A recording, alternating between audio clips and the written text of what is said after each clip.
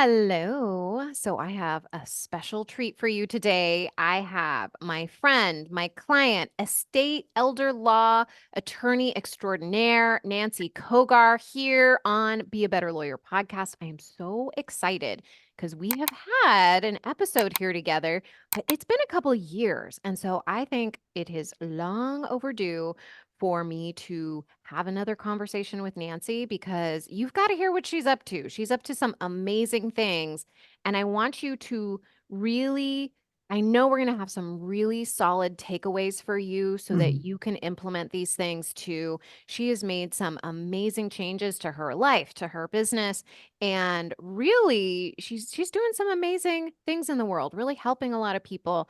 And I know this episode is going to inspire you. So, Nancy, I know I've just kind of introduced you a little bit, but can you tell everybody a little bit about where you are, what you do for people who may not have listened to that other episode? Sure. And just for purposes, Dina, you and I have known each other for going on 4 years now, and it Oh, yes, we started have. with listening to the podcast, and then I made the scary first step to connect out. And I am so glad that I did.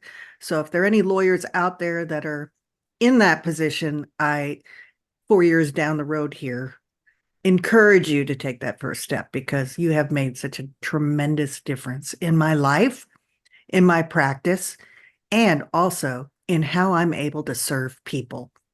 And those people are not, don't mean this in any way as to me, but because of me being present and available for them, they are being helped.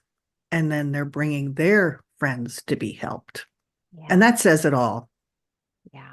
And I do want to say this because of the work you've done on yourself, you have now have the capacity to help more people.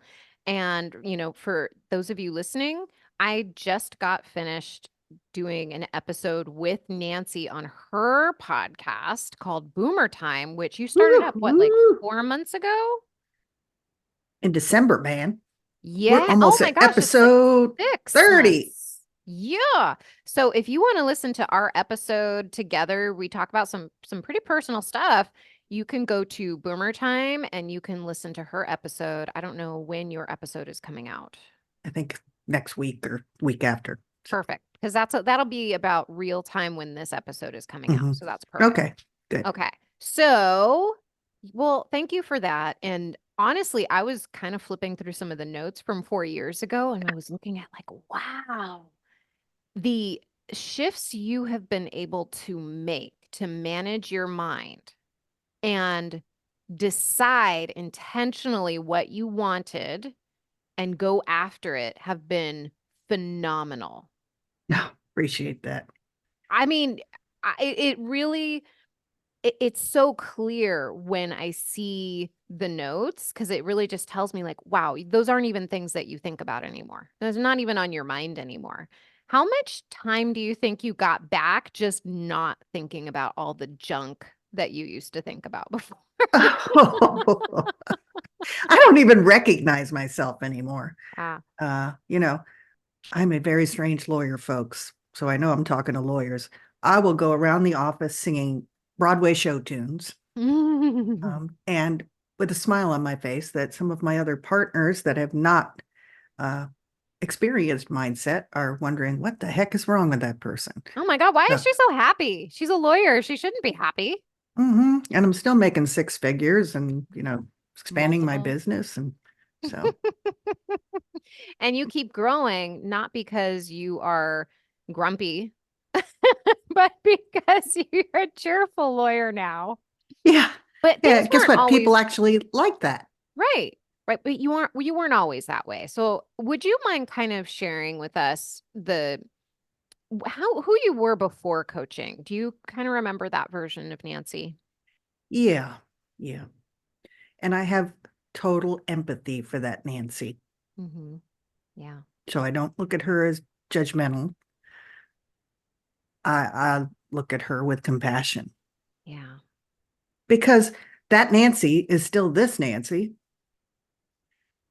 but I remove some things, some shackles I'd like to say, some stinking thinking. And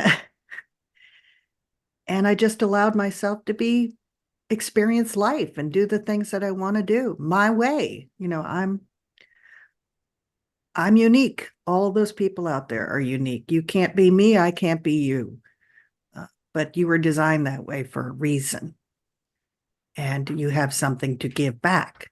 So unless you get rid of all the garbage, you're going to be carrying around that garbage and you're not going to be able to do what you really should be doing. And I think that's the biggest piece is Nancy 4 years ago was so caught up in the busyness of practice and that was never enough and that I wasn't able to have the confidence to say, you know what, if somebody calls and say, I'm really not the best person to help you. I just do it. Mhm. Um, and then I didn't get any sleep. I didn't eat right. I wouldn't eat. I didn't exercise. I was worried all weekend long so that I didn't get any mental rest. I didn't allow myself to have any fun because lawyers don't have fun. No. So you can imagine why I was grouchy Nancy. Yeah. And I still had all these dreams and aspirations and visions of what I thought I could do. But I wasn't allowing myself to, you know, occupy that space. Yeah. You know what I mean? So once we cleared out all the old stuff, it made room for new stuff. Yeah. And and I think it's okay to say, you know, I want this and I don't know how to get there, but I can figure it out or I can ask for help. Mhm. And that's a big piece of it too. I had very specific dreams, as you know. Some of them I'm still working on. That's okay. But let's take the podcast, for instance. That was a really specific thing that I had for, I don't know, probably 2 years or more. But Mhm. I was so kind of paralyzed about how do I start it and what do I do when I do start it Mhm. that it just didn't happen. But then eventually I asked for help. I started to make time for it. That's a big thing. And now, as I mentioned, I'm on my almost 30th episode. So I celebrate that. And in that, I'm having the time of my life and I'm also helping all kinds of people in the community. So that's the best piece of it all. And it's leading to new opportunities. So, Yeah. that's just the way life works. But if I had just said, nah, I can't do that, I'm too busy, that's, I need to choose. I need to choose what I do. And, Mhm. you know, I'd be stuck behind my desk, not experiencing some of the things that I think I'm gifted in.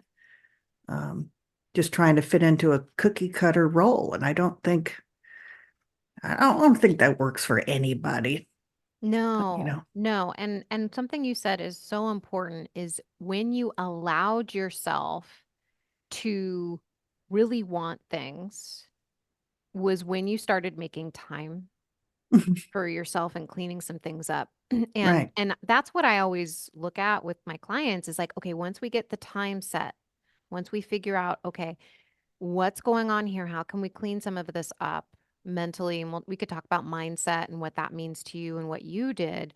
But once we clean some of that up, then it's like, oh my gosh, this whole world opens up.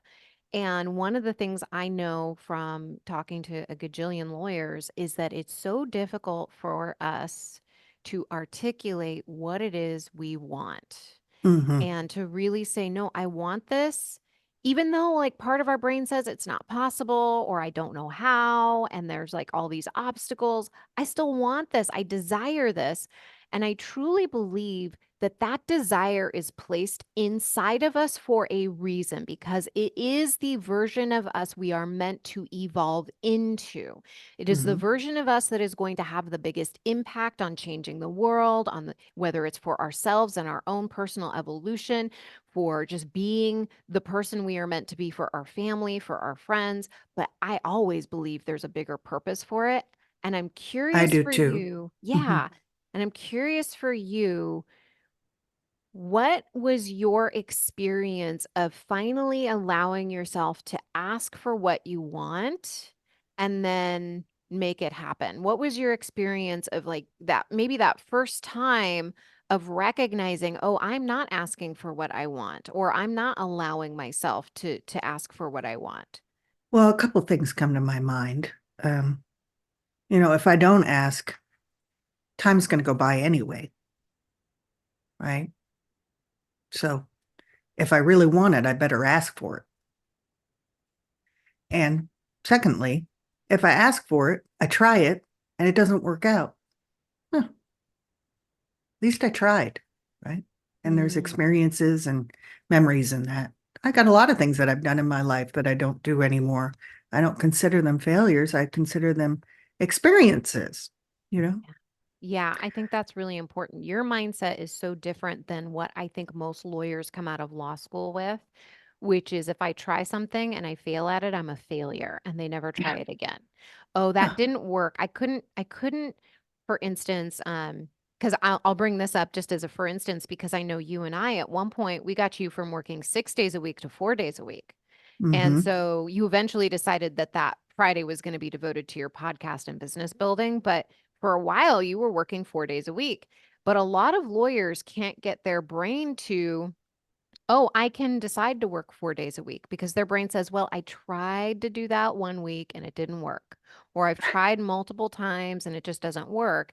And we get into this, oh, I can't do it. I'm a failure, or it doesn't matter. I can't do it. It's just not working. Versus I'm going to figure out how to make it work. It's a very different mindset, because when you start to think, how can I figure out how to make this work? Versus just settling for what always has been, you actually start to change your reality. What's your experience with that? Well, I think that is so true. And I think if you're able to bust through some of those things, I think it'll just make you a better advocate for people because you need to think creatively. Not all circumstances are different, but for some reason in my mind, I thought about a baby walking, Mm-hmm. and babies, when they learn to walk, fall down all the time. And we think it's so cute. But when we become adults, if we fall down one time, we think that's it. You It's know, over. it's over. I'm a failure. I So, guess I'm not walking today. yeah, yeah. Well, I mean, Yeah. you know, uh, I don't know if anybody would identify with that, but you can't sit Yeah. down. I had this ridiculous thought, and it's ridiculous for this reason that I always want to be able to play the piano. I didn't want to invest the time in playing the piano. I didn't want to learn scales. I didn't want to do any of that. So chances of learning how to play the piano are slim to none. But I had this thought in my head that I want to go to a party and just sit down and go on a piano and just play this masterful song. But Sure. wait, that's not going to happen. Just like if you have some high aspiration, a dream, it's not going to happen overnight. And there are Mm. going to be things that don't work and do work. So that's just part of the process, right? You Yeah. go to court. Sometimes the judge denies your request, and sometimes he or she grants it. And there's nothing like getting what you asked for in court. Yeah. But you're not always going to get it. No, No. no, and you But can't argue with the judge. Well, I guess mm, you could, well, you but could, but they'd probably throw you out. yeah. So, But one thing that came to mind is when you said that about the piano, is oftentimes we want the result without doing the work. right. And so we want to have, I mean, it's the same thing, right? It's we want the result, but we don't want to put in the work. So Right. we want to have an easier life. We want to feel good. We want to have good relationships. We want to walk through life, everything being very easy, but then we don't do the work to sit down to do the calendar. And that's just the reality. If you don't sit down and do the work, do the scale, so to speak, you're not going to get the result. But Right. we're gonna like if you were really committed to learning the piano, right? Because you were really committed to doing the podcast. And we know that because you created it, even though there were 2 years where you're like, I don't really want to do these things. We're always going to have times when we don't want to do things in our business, in our personal life. We won't want to sit down and do the calendar. We won't want to sit down and think about, okay, what do I need to do this week? We won't want to do it. Yesterday, I'm doing this I'm doing a completely different eating. It's a ketogenic eating now, and Oh it's my dear. new way of eating. It's totally different, and I do 1 day fasts every week. And so I actually have to plan my food. And so it's something that I'm not yet used to thinking about regularly, and it takes a lot more time, and I don't really enjoy it. It's not my favorite thing, but because I want the result, which is, my health goals, I need to sit down and do this work figuring out macros, which I never thought I would ever do in my life. So now it's like, okay, I'm figuring out macros so that I can get the result that I want. And yes, I don't want to do this, but I do want to do this. And so I talk myself through doing the things I don't want to do so that I can get the result that I want. Can, Yes, can you tell me what that looks like in your practice? Are there things you don't want to do? definitely. Tell me more. Uh, well, you know, and there are things I like to do better than other things. And in part of that, I've tried to say yes to the things I like to do and no to the things I'm not crazy about. Right. So that's a habit. Yeah. Um, yeah. Uh, yeah. Well, for instance, well, I guess I don't like being interrupted when I'm working. Okay. So I can choose to be interrupted and do nothing about it, or I could choose to try to get some help with that. So, lawyers know how it is. You're trying to work on a motion and someone's popping their head in every hmm 5 minutes or your phone's ringing. Remember the hmm time I covered my phone with post-it Yes, notes I do so remember I that. so I didn't see it ringing? I'm beyond that now. But that might be a good way for somebody to start. I don't know. Yeah. No, well, here's what I did, okay? So I hired my assistant and I blocked out on my calendar regular spaces where I can meet with new people. These are my strategy session openings. hmm So she doesn't have to come down here and say, Nancy, when can you meet with so and so? She's already got it on the calendar. That takes care of that. Secondly, I changed my voicemail so that it says, hello, thank you for calling. Yes, you don't have me right now, but here's how I handle my calls. I typically answer calls in the morning and at the end of the day. So if you need to reach me before then, here's what you need to do.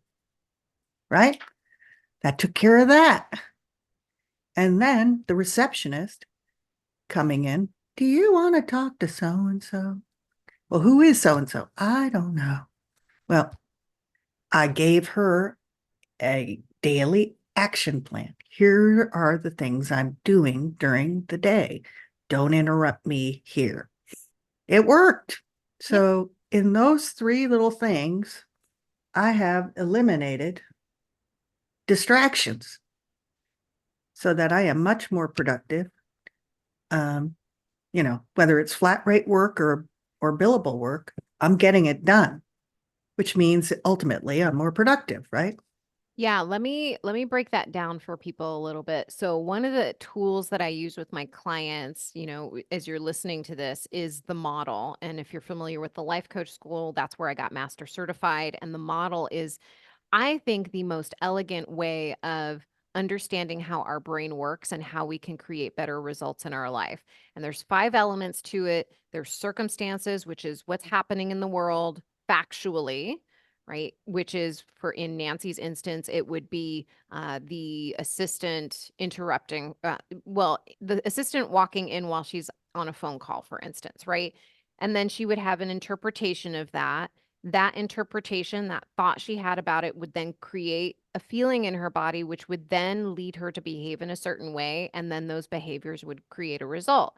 So, Nancy, in this case where you were noticing, um, okay, you made decisions that were different. You decided that you were going to direct your assistant.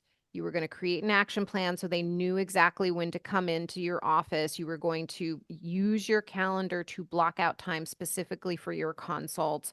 You were going to change your voice message to really lay out expectations for your clients. How did you need to feel about your whole practice, even being interrupted? Like, how did you have to feel in order to make those decisions? Well, that it was okay to do that. Well, that's a thought. Yeah, Right? It's okay to do that. How do you feel when you think that thought? I'd have to feel confident, at peace, Okay. At stable in my peace. own circumstance, that this is Yes. what's good for me when I'm here. Yeah. This So this helps me to be the best me in this circumstance. So for anybody, so for those of you listening, it's like, okay, listen to your brain. If your brain says there's nothing I can do about it, this is impossible, they're so irritating, they shouldn't be interrupting me, they should know better by now. I've told them a million times they shouldn't be doing that. Like, listen to the thoughts in your brain. And those thoughts are creating a feeling in your body: irritation, Mm-hmm. resentment, annoyance, anger, all of those feelings, and the actions you are taking are going to be in alignment with those thoughts and feelings. They're going to be, you're going to snap at them. You're not going to do anything about it. You're going to ruminate about it. You're going to go on and on. You might be complaining to people about it and nothing changes. But what Nancy is saying here, if you really sit and you implement it, will change everything for you.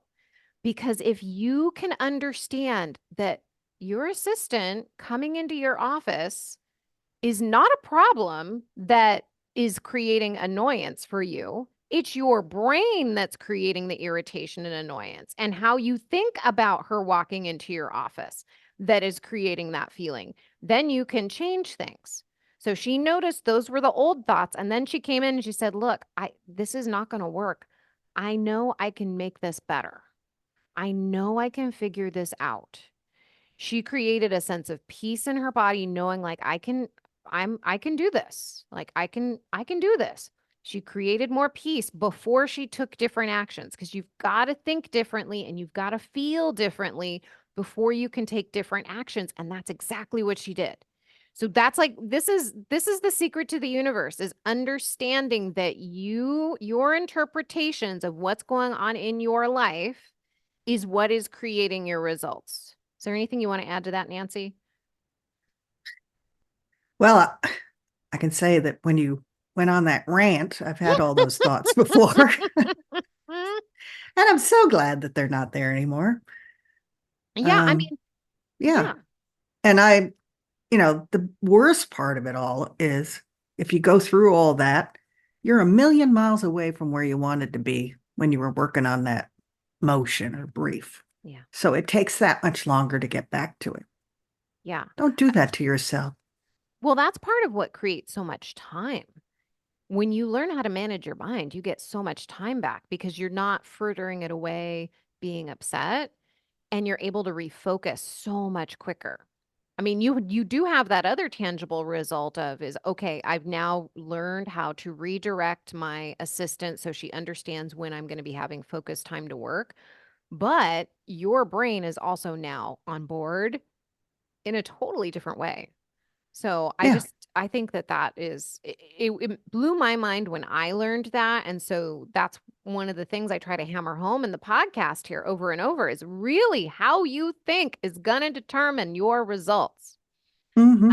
I want to take a little side. I want to move a little bit. I want to shift us a little bit because yes. So So I know from our conversations that this is going to help so many lawyers listening to this who have relationships with a significant other.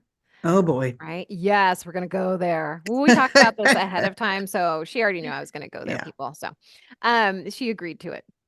So, this is gonna help so many people because I talked to so many lawyers who really they have these relationships with their significant other and they are hurting their relationship with their significant other because of how they think about their interactions. And one thing I really wanted to make sure we talked about here was this beautiful conversation that we had about your husband, who's an amazing man. he is. Yeah. And you told me one day, well, let me ask you to tell the story of what you came to me with one day around that certain show. Oh, well, what is that show that has Sheldon It's on it? yeah, it's something like oh, it's Big Bang Big Theory. Bang Theory. Yeah. We So have my opinions husband, about that show, yeah, just FYI. my husband really likes that show. I, on the other hand, do not think it's all that groovy. So, but that's okay. I watch British documentaries, which my husband does not like. So we're all different. But I had an especially kind of challenging day once. And actually, this happened several times. And then I finally went to Dina and said, I have an issue and I don't know how to say it other than to just tell you about it. And you said, okay. I said, I'm coming home after working all day and my husband's there and he's watching Big Bang Theory. And I try to talk to him and he doesn't pay any attention to me. He's just sitting there laughing at whatever Sheldon is saying. And I get really pissed off. And I didn't get the response I thought from what you told me. Like, why is he not paying attention to me? Yeah. I've been gone all day. This is our time together. Well, what I realized was, my husband is such an agreeable person. If I had said, honey, let's talk, or I really want to spend time with you, or I really want to go for a walk with you. Oh, I've had such a bad day. I just need to gripe for a few minutes. Do you mind turning Big Bang Theory off? And he would have been like, no, no problem. No problem. I love you, honey. Let's make time together. But no, I was not there. I was in where I was grinding my teeth, thinking about what a horrible show that was. And that, how could my husband be laughing at that? Well, I'm sitting here and I want attention, Mhm. you know? Yeah. And that's really common. I hear that a lot because we're in our head and we're Mm-hmm. making interpretations of what people are doing. And one of the other thoughts that came up, I don't know if you remember this, was that he thinks I'm boring. Yeah. Yeah. My husband's a retired firefighter, and he is one of the most loving, patient people and courageous that I've ever met in my life. He actually rescued me, which is a whole nother story. But um, yeah, he's not a lawyer, but that's okay. And the fact that he didn't want to hear what I had to say about some abstract issue that came up, whatever that was that day, I don't even remember. Doesn't mean he thinks I'm boring, Mhm. but I could think he thinks I'm boring. And that's not true. Yeah, listen to like what she's saying. So you can actually be thinking he thinks I'm boring and it not be true. Yeah. Like you And cannot just cause all this believe your hurt brain. and alienation and then I'll respond to him in an angry way or, it But just tell me, like, because what we worked through there was really looking at the evidence, okay? Because mhm. the evidence is they're the circumstances. So yeah, there were circumstances where he's watching TV and he's laughing at the TV, and maybe he's not doesn't have his eyes on you. He's not like focusing his attention on you. But then what was other evidence that we looked at to show that he didn't think you were boring? Right? And that he actually loved you very much. Like, what was some of the other evidence that you came up with? Well, this is a husband that brings me coffee every morning, whether I ask for it or not. Oh my God. Does he have a brother? If I'm running late from work, he says, "You want me to pick something up? I'll make something for dinner." This is a good man.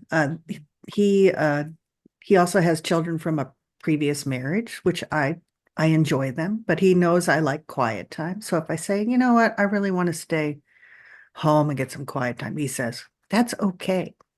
So, you know, he doesn't, we don't like the same things in some respects, but he'll do whatever I ask because he says, I just want to be with you. Yeah. That was So a how big about that? one. Yeah, That was I a really just want to big be one. with you. So Yeah, here I I'm think, making a big issue in my brain that for nothing. but that's what our brains do, right? Our brains come up with these sometimes fantastic stories. And if we just sit with them, if we can be present with our brain long enough to see the story, we can question it. But because we just have this the ongoing chatter in our brain and we just keep listening to it like it's the news, like everything that it says, you aren't working hard enough, you're lazy, they think you're boring, they're going to think you're a failure, you're this, you're that, you're when we have all of these thoughts and we don't stop and we don't get present and we don't see them, we can truly create a life by default that feels horrible, that feels alienated, that feels empty in a lot of Mm-hmm. ways. And I think this was just the reason I really wanted to share this example for everybody listening is because I think it's such a clear thought that you had that could have taken your relationship one way if you kept it. You know, he thinks I'm boring, you know, to, oh, wait a minute, he just wants to be with me. Yeah, It's that was the okay. truth. That was the truth. But then there's these like the brain wants to just go negative, and there is a negativity bias in our brain. I think we all need to be aware of that. Another thing I want to talk to you about is learning to be comfortable with yourself, because I think that you have really come into yourself over 4 years, that your comfort level with yourself and your success, honestly, because you've become more and more successful as the years have gone by and you've built the capacity to really help people in such a big way in your practice, with your podcast, all of these things. I know you've got plans for speaking engagements, like all of these things that you're really playing big in your life and in your practice. And I would like to hear your thoughts about how you have begun to, how did you begin to step into this level of comfort for yourself so you could build this capacity to have? I think first of all, there's a mind shift. I used to wake up in the morning and think, oh gosh, who's looking for me? Right. So, okay, make myself the hunted, you know, versus this is day of opportunity, right? So in that thought, I thought, you know what? I need to really build an encampment, a place where I have my own sanctuary so that I can operate as I want to within the framework that I feel comfortable in, right? Rather than thinking, it's coming from here, it's coming from there, I don't know where it's coming from. So that's what I did. I built some confidence around that. So I chose when I want to work and when I don't want to work. I chose to build in opportunities to exercise, which is not a natural thing for me. And I hired a coach so that I have accountability. And that has made a huge difference in my life. That's on my calendar. I have told my clients or explained to them, this is how I operate. This is what you can expect from me. I do that up front so that they are not surprised. And if they don't like that kind of operation, it's okay if they want to go find somebody else, right? but maybe I'm not a good fit for them then. But the good news is I'm more comfortable in where I am now. So, and my perspective changes in that. I don't know if that answers your question, but Yeah. I think that's a big piece of it because then when I feel safe, I feel fed, nourished, comfortable. I can be much more servant oriented, which is what is my desire, rather than thinking that someone's picking a piece of me off, and I have no control over it. Yeah, you gave us some beautiful actions, right? That you got intentional about how you engaged with clients, how you created boundaries, set expectations, really started taking care of yourself. What do you think needed to change within you, your thoughts, your feelings? Who did you need to be in order to take those actions? Well, simple, but huge. I had to be an advocate for myself. Hmm. Yeah, when you think that, like I am an advocate for myself. How do you feel in your body? Flush, warm, Mm, comfortable. yeah, the safety. Hmm. That's beautiful Yeah. feelings. Oh, Yeah. yeah. And I'm glad that you brought that up because I think so many of us lawyers, we've been in this heightened state of anxiety and overwhelm and stress that we've forgotten what it feels like to feel safe. And so we are constantly trying to play whack-a-mole in our lives, and we're putting out fires, and we're trying to work later nights and work weekends and just hustle, hustle, hustle in order to feel safe, to feel like we're not going to drop a ball, right? So, oh my gosh, I could forget something, or this person's going to be mad at me, or this or that. And so we're just playing whack-a-mole. We're reactive in our lives until we learn the skills that you've learned, which are, how do I create my own safety? How do I create an environment where I am my own best advocate? And that's like a beautiful way to really describe how you made that shift. It's ironic too, isn't it? Because we're professional advocates, people coming to us Yeah. seeking advocacy. Yeah. So I think it's a critical thing that we need to learn how to advocate for ourselves. If Hmm. we can't do that, how are we going to be 100% for people that are coming to us for that? Oh, we can't. We can't. And I think we get into this profession, so many of us anyway, get into this profession to be of service. And then we make it as hard as possible. In the legal profession, we're taught this, so it's not our fault, right? We basically have been taught the hardest way possible to try to serve people, which is to do everything at your expense. And Hmm. if you are doing everything at your expense, if you are helping people at your expense, you are going to burn out and you are not going to be able to serve. You're going to be resentful, you're going to be angry, and you're not going to like your job. And so many of us are taught that that's just what it means to be a lawyer. Like that's just what has to happen. Like, Yeah, oh, who well, wants that? right. Well, nobody does, but we all think that, oh, well, I went to law school for 3 years. And so then I got into this job, and this is just how it is. Everybody's like this. So this must just be how it is. You're And believing a lie. yes. Um, so, so I work for a small firm. So no knocking big firms, but big firms are big firms. And at one point, I was recruited to go work at a big firm. Remember, we talked about this. Yeah.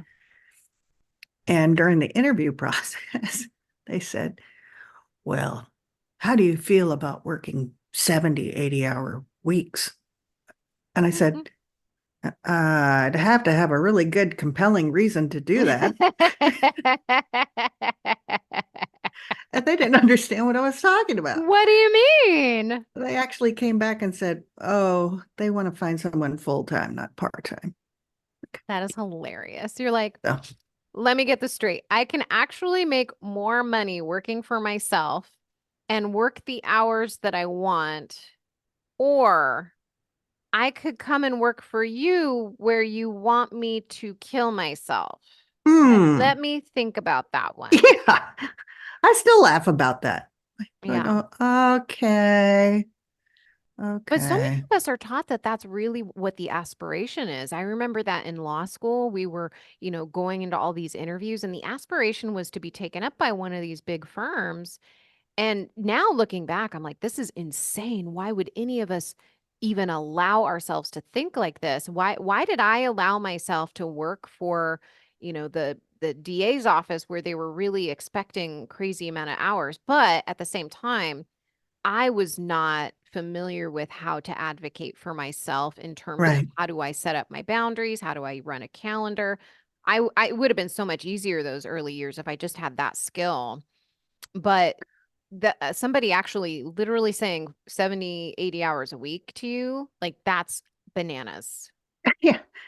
And I mean, this was a big partner in a big firm. And he was not, I guess he wasn't very pleased with my response, but hey, I had Good. nothing to lose. I was like, uh, I don't think so. Yeah. What's the benefit for me? Yeah. There is What do no I get out of benefit. it? Yeah, because it's just so fascinating because even that old school mentality that that's what you need to do in order to make money or to serve clients is just, I think that's so outdated. I think that most law firms now get it. At least, God, I hope that's true. Is that they're starting to understand that that is untenable to have that continued pace and how because this wasn't that long ago, so I know that Hmm. there's lots of firms that are still thinking that way. It's like, this is untenable for your people. It's like you are literally just trying to kill people in your firm because you're going to get a new supply of lawyers because you cannot do that forever. Well, and seriously, I not that I'm part of the community, so I can see at least three people have passed through in that position since that happened. They Mm, can't maintain it, but they yeah. don't see any problem with that. Yeah, there's just like they don't understand it. It's the old school thinking and they're just stuck in this mentality, this mindset of that's just the way it is. Oh, No, it's not. there must be something wrong with them. It's like, Oh, there's something no. wrong with me. You're right. Oh, right. Right. It's like let's take a look at why this isn't working and let's figure it out versus let's just go through a million people. Yeah, Yeah, I because know. Let's do what's that? Isn't that the definition of insanity? well, Trying the same thing over and over again and expecting a different result. we see that with people hiring too. So like if you're hiring people and you see that they're not, working out over and over and over and over and over and over and over and over again, it's like, well, wait a minute, maybe I need to take a look at me and what I'm doing because it's not them. If that's happening, it's not them, it's us. Well, I'm so glad you brought that up because that's another aspect of my business that you helped with. And I have a fantastic legal assistant. I mean, as a Well, matter of fact, we're talking next week about going out on a half day retreat to talk about planning issues. I love that. And you just hired a VA and you've got someone Oh, assisting you with your podcast. I mean, like you've got a team now. I know. It's pretty cool. Pretty cool. I mean, like when we started working together, you're totally solo. And now you got a I team. know. I was so lonely in that office. Yeah. Well, and the important thing I will say to people that may be on the other side of that coin is do something about it. What would you say to them? Because there's so many people who are scared. They're like, oh no, it's so much easier if I just do it. It's faster if I do it myself. It's like, what would you say to them? Um, I think honestly, and this might sound kind of strange, I think we have an obligation to invest in other people. It's like our business is a body and it's healthier when you find the right connections Yeah. and it'll thrive. It really will. Um, you know, I make investments in the community. Um, and I think that that's part of the blessing I have from my business is that I can, you know, support something and bless somebody. That's why I make money, not to make money for the firm, Mhm. to make money from as part of what's important to me. Yeah. I think that's true. And I also think that, so many of us are concerned about being stressed out and overwhelmed. And we think, oh, it's just one more thing that we have to do. And if we go in that with that mentality, we're not seeing the bigger picture. We're not getting the 10,000-foot view of our business and Right. saying, oh, wait a minute. When I invest the time to create some standard operating procedures, maybe just hire a VA My for 10 favorite. hours a week. Yes, we work on those quite extensively in our sessions recently. But like really invest that time and energy into that training and say, okay, yeah, maybe I put that training in and that's not the person. That's okay. But Yeah, it's okay. I need to set those things up anyway. And I need to try somebody anyway. So let's just do it. Let's hire somebody. And if you're in my business strategy calls, if you're one of my clients, you get access to how to hire your dream employees. So just know that. So that's a training that we did in there. Yeah, and she helped me with that. So just know it is possible for you if you're kind of thinking about it and maybe you're a little scared, you've never hired anybody before. You don't have to hire somebody full time. You could hire someone for 10 hours a week, a VA. It is doable. Guess And what? My assistant is billing for me. that's right. So she's paying for herself. That's right. And Plus, you're actually profiting on those hours. And that's something I think a lot of lawyers have. I know you and I actually talked extensively about this when you had hired your first assistant, and we really were working through numbers because your brain was like, I don't know if I have enough money to invest in this assistant. Can hmm if somebody else is listening to this and they might be thinking the same thing, like, I just don't know if I'm making enough money. What would you tell them to do? Because so much of it was money mindset, like what we really talked through. I think we had to really get into the details. Yeah. For me, it was really beneficial to, like you said, take that 100,000, 100,000, 10,000, whatever it is, Yeah. the big macro view, and then go a little closer, closer, closer, closer. So whatever that number is that I think is the number, Hmm. which is what it is, what does that look like from a yearly standpoint? If I'm working all these days, plan out my vacation, what is the number that I'm going to have at the end of the year? Hmm. Because numbers don't lie, right? Okay, so wow, that number may be bigger than you think. Hmm. So let's take it in a bit. What does it look like each month? How many consults am I going to do? How many new clients am I going to have? How many, what is the percentage of my business? Is it flat rates? Is it billable? Is it both? And how does that work? What is the goal at the end of the month? Does that match the yearly goal? Right? Then look at a week. Same thing. And that was surprising but extremely beneficial for me. Tell me why. Well, because I had built evidence in my head about how I could not afford somebody, and it just wasn't true. Um, when I ran those numbers and I started to look at what they could do for me and the amount of time Hmm. and the value of what they would provide at whatever the percent, the billable rate was, they were, I could afford it. And in addition to that, I get back my time, Hmm. I get back more time. So that just increases the numbers. I just think it's really limiting to just think, from being on the other side of the wall now, I think it's really limiting to think, oh, this person's going to cost 60K, let's say. Uh, you know, I can't afford that.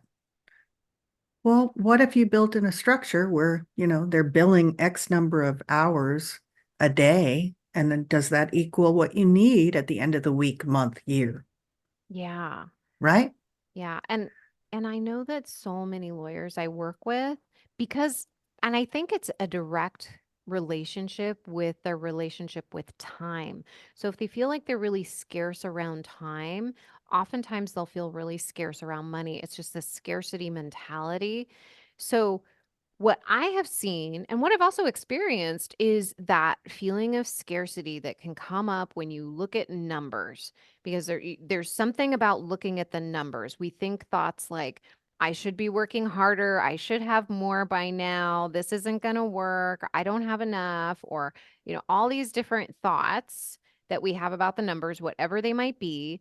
And we don't pause and just remember they are numbers. And all the thoughts that are coming up in our brain are simply thoughts. They're not truths. And Mm-mm. if we could just get ourselves there long enough to just say, it's okay to feel anxious, it's okay to feel scared, or whatever feelings coming up in your body, let me just look at the number. Then we can start doing exactly what you said. Let's look at, okay, what did I make last year in the 12 months? How did I divide that up every month? How does that look every week? And then what are my expectations? Should I hire somebody that they're going to be billing for me? And what am I going to be getting in return for that investment? Is there And what anything do you I would want them to do? You yeah, know? what do I want them to do? Like we actually listed out exactly, step by step, what do I want them to do in my practice? How are they going to make my lives easier?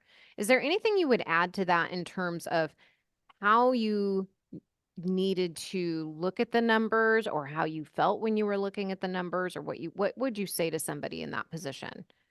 Well, it's made me love numbers. Yeah, tell me why. Well, because I made all kinds of assumptions that were based on a perspective of scarcity, hmm and then shifted and actually did the work. And I'm living in abundance. I'm Yeah. not worried about money. I mean, I'm having fun and I'm Yeah. enjoying what I'm doing. And it's okay if if I got 4 billable hours on a day, let's say I spent an hour with someone and I took in, a flat rate. Eh, it's it's gonna be okay. Yeah. I think we forget that, right? And this is where the mindset comes in is when you have a day when you didn't bill, let's say as many hours as you thought you were going to bill or that you wanted to bill, then the brain can start making it mean, oh my God, I'm not going to hit my goals. I'm not going to do this. I'm not going to do that. And your brain starts to worry and ruminate and you spiral versus it's going to be okay. We start up again tomorrow. And Mhm. then you are going to make back the time. Like, it just is going to happen, but it's not going to happen if you're spinning out. No. You've got to come back to yourself and really like say exactly what you just said to yourself and say it's going to be okay. And then you just keep going and as you practice it more and more, it becomes more natural. Yeah. Well, and I don't know if this is relevant or not, but Mm. I think there are a lot of things that we do where we spend a lot of money that we Mhm. don't need to spend money that Right. are causing pressure. Well, it's not the spending of the money that's causing pressure. Well, the thoughts about Right. spending the money. Yeah.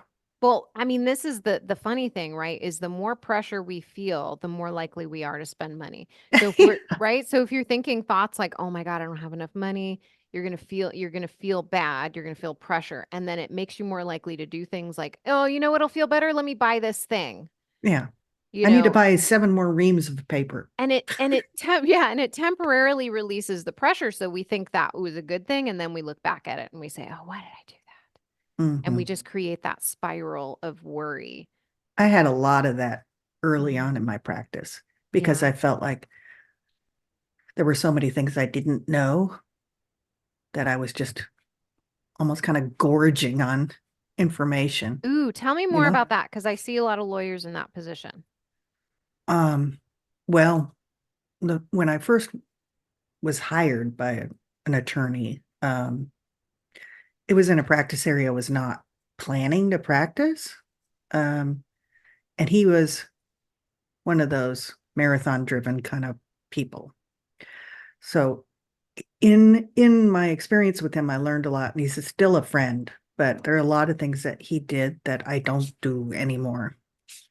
And I think some of them are related to perfectionism. And then the others, like I said, was always feeling kind of inadequate. Mhm. So that Oh, there's a CLE that's on this issue. I need to buy that. Oh, I got to do that right now. So you spend $400 on some CLE. Oh, look at this big book on, everything you need to know about blah, blah, blah law. I'm going to go buy that. Oh, look, here's a new uh, training program on how to make $100,000 a year without even trying. I'm going to go buy that. It doesn't work. It may make you feel better for a little while, but it doesn't work. Why do you think it Um, doesn't work? because it takes the regular kind of consistency Mhm. um, and discipline and showing up and working through things that are, quite frankly, what I do with you.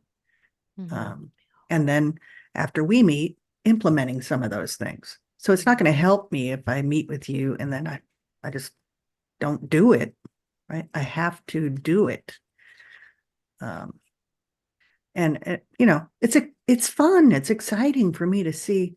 Hey, you and I talked about something recently that was like, okay, I've got all these hour-long consults. Mhm. How can I get some of that time back? And it started out with something as innocent as, I say a lot of the same things over and over and over again. Mhm. So, okay, well, how can we turn that into a system? And wow, it is morphed into the most creative, exciting project. And I think it's going to help me get back, at least 3 hours a week. Yeah. So in a month, that's a lot of time. Yeah. And again, it's doing the math. Like, how significant is this? We've done that with the quadrants. How important is this? Am I wasting time on something that's not going to be, We should you know, say, okay, when she mentions the quadrants, what we have an exercise that we go through that is really determining what she wants to prioritize. So when you hear right, that phrase, that's what she's referring to. So yeah. right. Yeah. So me thinking that, I need to repaginate my intake form and Yeah, it's have probably not the most beneficial use of your time, right? But that's what nobody we do, cares. right? Nobody Nobody cares. cares. But the thing is it feels good in the moment, like you were saying about the spending on the CLE, right? It feels good in the moment. Well, if I just paginate this thing, that's going to feel really good. I'm going to feel like I accomplished something versus, wait a minute, that doesn't get me back my time. It wastes my time. And meanwhile, there are these bigger things that we could have systematized within our practice to gain back. It's going to be like 100+ hours a year when Right. it comes down to Oh, it. yeah. Yeah. Yeah. That's Yeah. how many I days? think That's like 4 days of your life. Yeah. I So know. but you can't get there paginating intake forms, right? So And I am type A, so thinking about paginating intake forms sounds really it great. it sounds exciting. It really does. Like I'm not gonna lie, like having all the Ooh. organized things sounds beautiful. And that's the balance is like recognizing that feeling, that urge to do something that's not really going to have a benefit long term versus, let's systematize consults. Hmm. This sounds. Well, and the beauty of getting something out of your head and into a system where Mhm. it can be preserved, utilized, replicated. I mean, I think that is a huge issue with lawyers because Oh, we yeah. rely on so much here, Too you much. know, There's too just much that's just hanging out in your head and it's not down on paper. Like this is the problem and like that's why I'm such a big advocate on the SOPs, right? Like SOPs in the business strategy calls, like when you and I talk, we're talking SOPs. And it sounds so freaking boring. I call them stellar SOPs now because I have to like jazz it up a little bit. But when you start getting stuff out of your head and onto paper so somebody else can take it off your plate, it is magical.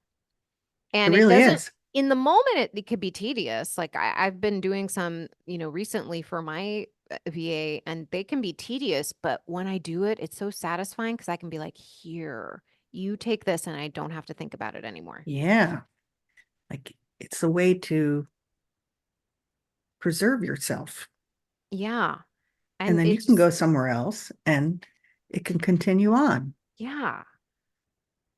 Um, I wanted to ask you this question. I know that we're coming on the hour, I think, but I wanted to ask you this question because, so much of the work that we did early on was around calendar management. And I truly believe that when you start learning how to master your mind around your calendar, that all the stuff we've been talking about, the hiring, the, mindset around money, the SOPs, systematizing, all of that becomes easier when we can manage our mind around time. It's kind of like our training wheels, and then we start taking off the training wheels, and then we just start jamming down the street. For you and your calendar, what was your biggest challenge? Let's just start there. What was your biggest challenge? Uh, I think not putting buffer time in my calendar. Like I thought I had to have everything back to back, you know. hmm Yeah, I see that a lot. It's like, oh, okay, 9 a.m. appointment, 10 a.m., 11, 12, 1, and you're like, wait a minute. Yeah. Why am I doing that to myself? Yeah. What helped you make a shift away from that? Well, I had to articulate that um, Mhm. and realize that it was, hey, I need a breather. Like, Mhm. I need a breather. It's okay to have lunch, you know. Yeah. Um, and I think I perform better because of those breathers. Yeah. That's actually something that we did early on is just do evaluations of the calendar every week. So if you would come to a calendar, you'd say, I didn't get this done, I didn't get that done. This, and this wasn't working. And I'd say, okay, well, what do you want to do differently next week? And then we'd work through that. And then it is really articulating it, thinking about it strategically and intentionally that helps you start to make those shifts. And I think that most of us don't do that. Most of us just think, oh well, it didn't work. Throw the Right. calendar up in the air, throw it out the window. Or carry this perpetual kind of to-do list in your brain. I'll never Yeah. get all this done. Rah, rah, rah. Yeah, And which is then what a lot of lawyers do. That's why they're so grumpy. I know. Well, then you and I'll sit down and you'll say, okay, what's on your list? Well, I got, the Becker matter. I got to draft this motion. When do you want to do that? Let's look at your calendar. Okay. What's next? hmm Well, there's this Elliott matter. When do you want to hmm do that? Uh, okay. How long is that going to take? Done. It's on Right. there. You know what? Pretty. I'm glad you brought this up the way you said that because it reminded me to come back to a question I asked earlier because I'd asked a question about what do you do when you don't want to do things? Because we all don't want to do things. And you gave a different answer and I forgot to circle around about it, but there are things on your calendar you don't want to do. I know there Oh, is because yeah. I know on my calendar there is too. And we're both human beings. So we're always going to have things we don't want to do on our calendar. So what do you do when you see something on your calendar and you're like, oh, your brain says, oh, I don't want to do that. What do you say to yourself? I tell myself, it'll be okay, Nancy. We'll go get ice cream afterwards. Yay! Yeah. You're a good girl. Like getting the shot at the doctor's Is office. that what you do? Is that what you do? I think that's probably an exaggeration, but Right. I do like ice cream. I have days where I'm tired and, Mhm. now I've got an appointment coming in and I know they've got a complex issue and I'm like, oh man, I got to build myself up for this. But instead of thinking that, I stop and I go, these people are coming to me for help and I can help them. I'm just going to listen to them. And I just kind of reframe it so that it's not me having to perform, it's me being present to hear. And it takes a lot of pressure off. Mhm. And then when I'm in there, it's, I think they're the most fabulous people in the world. So um, I think a lot of it's perspective. I think the way I answered it before was that I don't do those things, Mhm. which, you have some control over what you do and don't do. Mhm. Um, Well, I think you talked about it in specifically in yeah, that and well, and I don't like interruptions, which was like a slightly different context, Oh, yeah. right? But this context is, yeah, there's always going to be something that we don't want to do on our calendar in the moment. Oh, yeah. You get someone that's so adversarial. Hmm. Oh, I've been through that. Why Okay, does this person have to be so difficult? I have And to, then, I got to ask you about this because this is like every lawyer has this going on, right? There's always somebody who is very adversarial. They think, like you recently were in a trial. ugh. Do you mind if I talk Well, about? and I mean, there's a great outcome to it. So yeah, go ahead. Well, the attorney in that particular instance was basically trying everything in the book that was non-legal to attempt to rattle you and attempt to jar you, and he was very not nice, to Yeah. put it in some way. So, and tell me your experience with that because you handled it beautifully.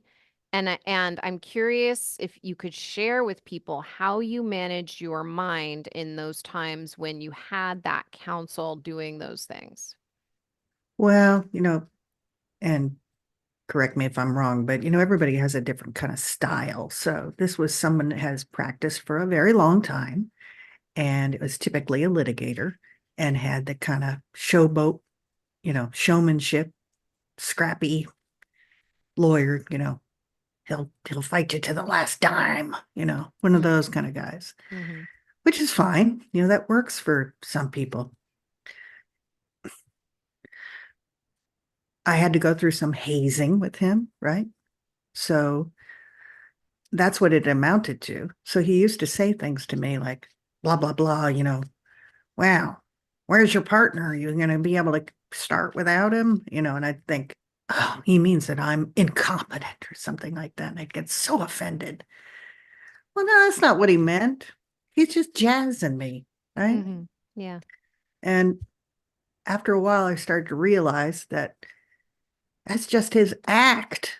And he's paid to, his client pays him to do that. Yeah.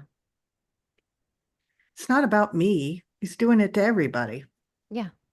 So, so I just started to jazz him back. And he didn't know what to do. But at the end, I mean, when we were done with the trial, which was extremely difficult, he Mm-hmm. just said, I'm so glad this is over. You are an excellent lawyer. And he shook my hand. Mm. Mm. So, It really is an act. mhm, Right? Some people take it all the way to the extreme and maybe they wouldn't shake your hand at the end. So that's something, at the end where it really showed that this was an act. But it's so mhm. important for us to know that the behavior of other people does not have anything to do with us. Yeah, yeah. I was carrying it around for a little while thinking, what am I doing wrong? Why does he think this about me? And, how can I get him to stop doing that? When I ignored it, it went away. Then I Mhm. just start jazzing him. Yeah, because when he sees it doesn't affect you, you're just like, this is Yeah. fun. This is Yeah. It's fun. like, yeah, it's like the kid in elementary school that just wants to poke you, poke you, poke you. Hmm. If you get irritated, they're going to keep doing it. So, Yeah. Well, so many lawyers just want to quit the profession because they think, oh, all lawyers are like this. All lawyers are going to, and they make it mean something about them and their performance and how they are. And so that's why they want to just leave because they feel so horrible about themselves and all of that. When in reality, it's not about them at all. And mm-mm. they can stay in the profession. They can, really become the attorney they are meant to become if they want to stay in the profession by learning these mind management tools and understanding what you realized while this guy was performing, while he was putting on an act, you know? Yeah, I started to laugh. And then Yeah. even in the trial, we were laughing at each other.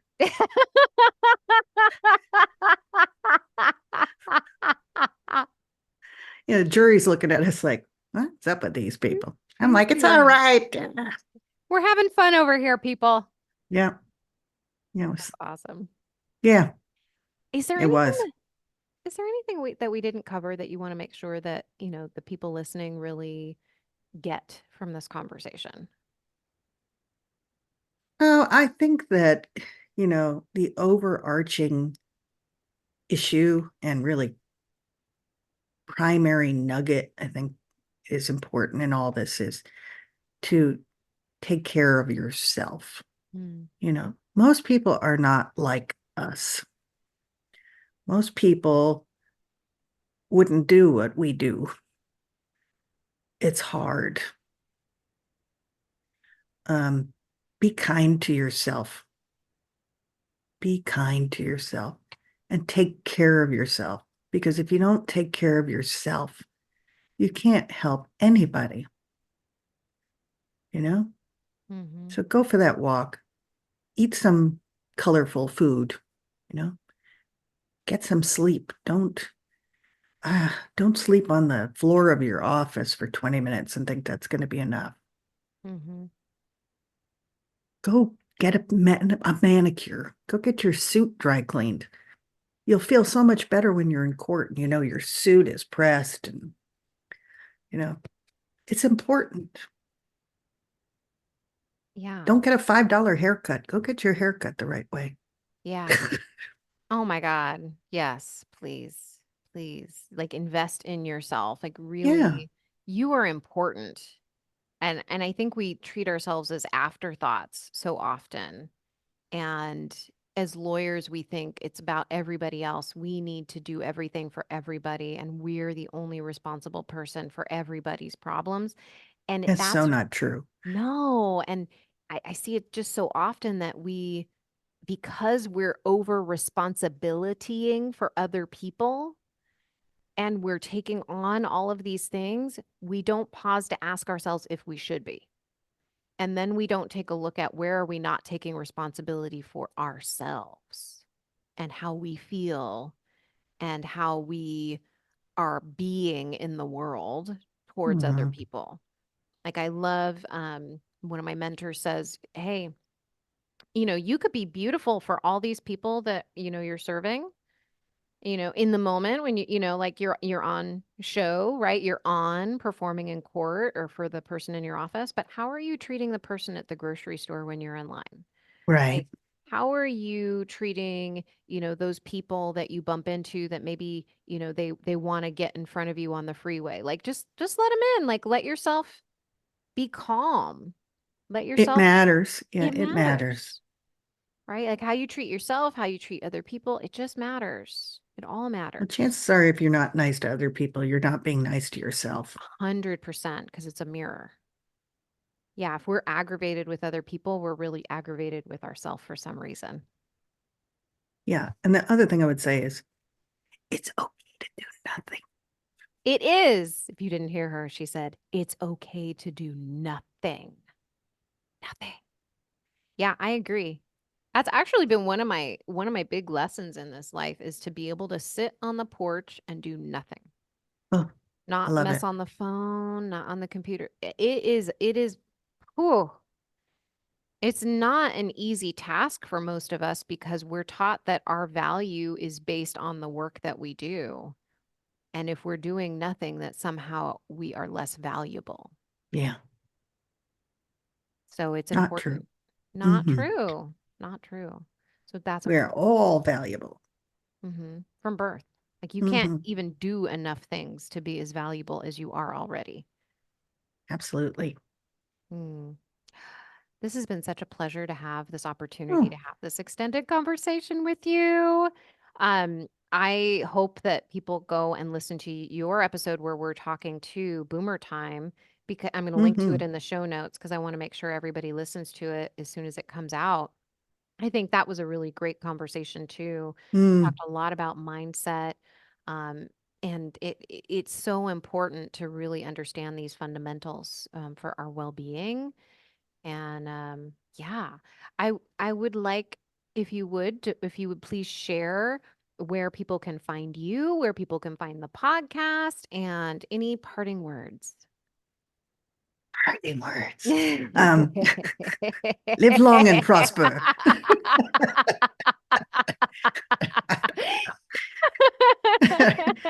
Oh, well, thank you. And thank you for this opportunity to share. I hope that this has been helpful. And I just enjoy sharing, it's like celebrating your success in a way, and you've been such an integral part of that, which I've already said, but it's definitely true. If people want to find me, they can go to my website, probably the best place to go. Yeah, my website, nancycogar.com. That's NANCYCOGAR.com. And you can email me there. You can find my podcast, Boomer Time, which is working on its 30th episode. Pretty Yes. exciting. And it's all about helping people understand the complex issues that come up as you age and offering more resources as far as individuals, mostly adult children who find themselves in that unpaid caregiver position, which they're about 34 million Americans that find themselves in that position in some way or shape or form. So it's significant. And I just love doing that. And I am here in Chattanooga, Tennessee. So look at a map, you'll see me Stop right by and say hi. above Georgia. Yay. So yeah. And I love hearing from people. So if this has meant anything to you or you have a question, feel free to email me. And you can email me right from my website. So if you have a question about whether you should invest in Dina, I'm glad to tell you yes. So, Aw. mhm. So life is short. Do it today. Okay, so And parting with that words. said, no. Parting words. Yes, please. I would like to hear some more wisdom. I don't want to say anything that sounds too corny, but uh, so this will sound corny, but it's true. You only get to go around this planet one time around, I believe. Okay. Um, and you have this open canvas to be able to create this masterpiece of a life and meet all these people, all these different colors and opportunities and memories that are just so vibrant. Don't be afraid. Do it. Nobody tells you what that canvas has to look like. And if it doesn't work, so what? I remember they said Thomas Edison, who, if you ever go down to Fort Myers and visit his house, you will be amazed at the amount of things that he worked on that never became anything. And he's the guy that gave us what? Electricity, not to mention phonographs, right? Um, but you're going to fail. That's what it takes to succeed. So I'll say that again. You're going to fail, but that's what it takes to succeed. Failures are learning opportunities. They are not reflections of who you are. They're opportunities themselves, right? How's that for parting words? Nanu, nanu.